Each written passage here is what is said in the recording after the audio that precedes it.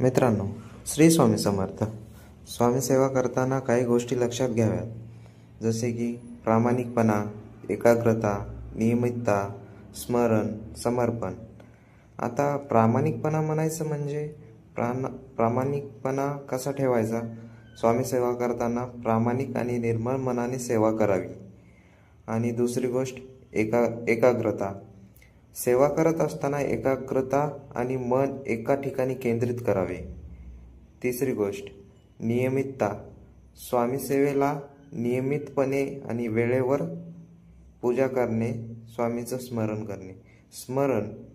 स्मरण करत असताना स्वामी स्मरण करणे आणि नामस्मरण सतत करणे. समर्पण काय करायचं आहे मित्रांनो?